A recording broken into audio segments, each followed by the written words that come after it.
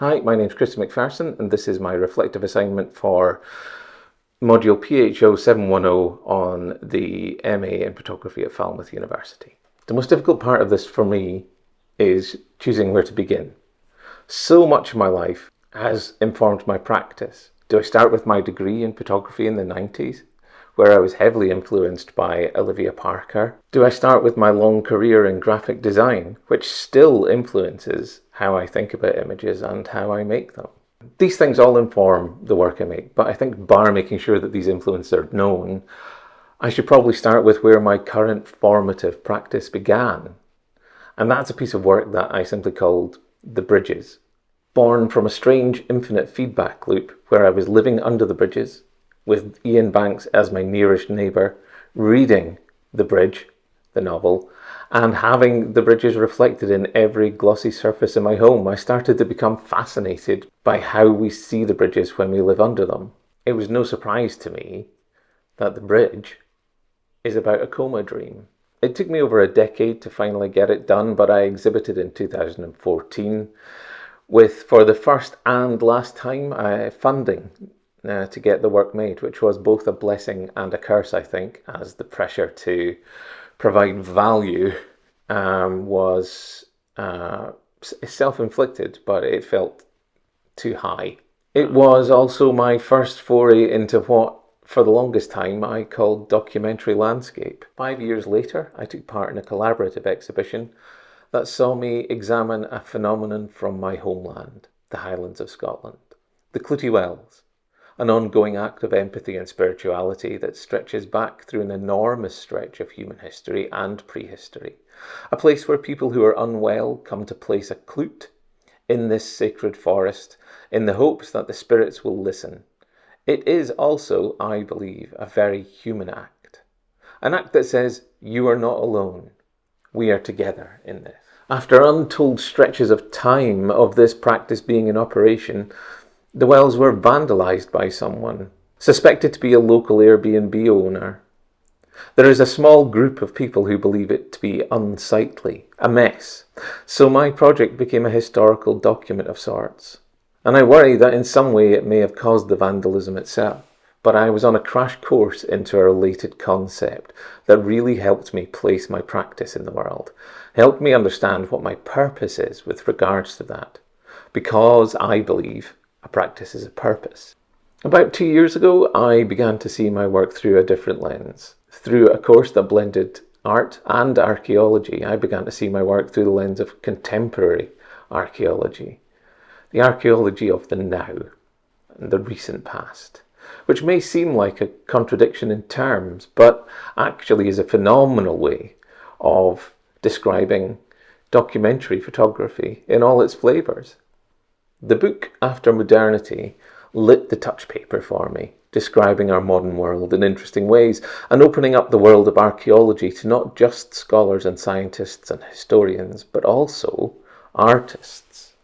In the introduction to the book, Rodney Harrison and John Schofield write, the archaeology of the contemporary past can be more democratic, more participatory in nature. We can all be archaeologists if we choose to think of our subject matter or our way of examining it in this way. Some may prefer to think of themselves as artists or artist archaeologists, and others as urban explorers. But despite these differences of emphasis, there is a strong element of contemporary archaeology in all of us.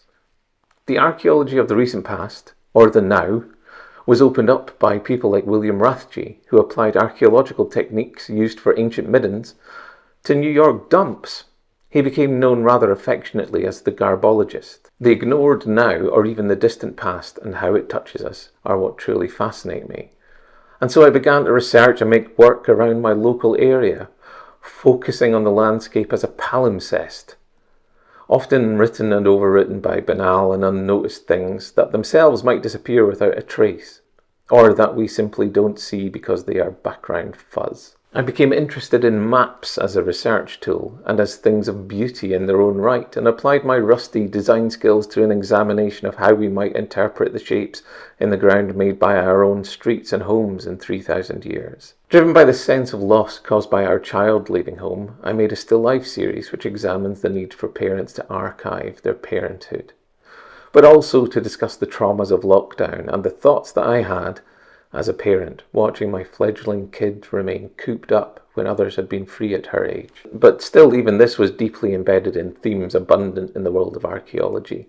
Archives and collections, and even simply photographing the local boring architecture I was trapped in and surrounded by at the time.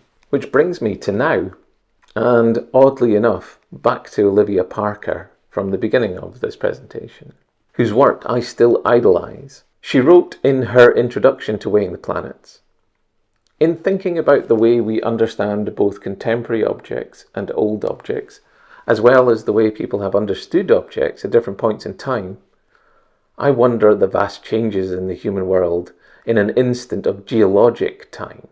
In the past, people primarily had to make sense of the natural world.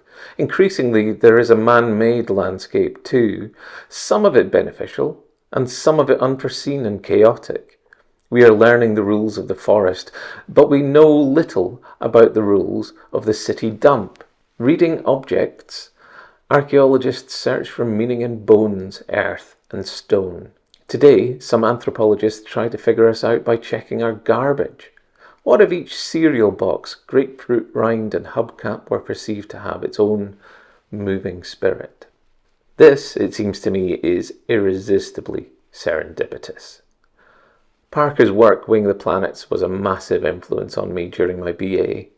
To discover that she wrote about what I am now fascinated by, almost directly referencing Rathje, the garbologist, in the intro to the work I love the most, well, it seems almost rude not to examine further.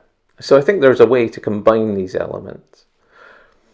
My need to document the banal and the now, the contemporary archaeology of my immediate world, with my interest in maps and my past in design. And I think there's a way to combine that with my interest in archives and in making still life work.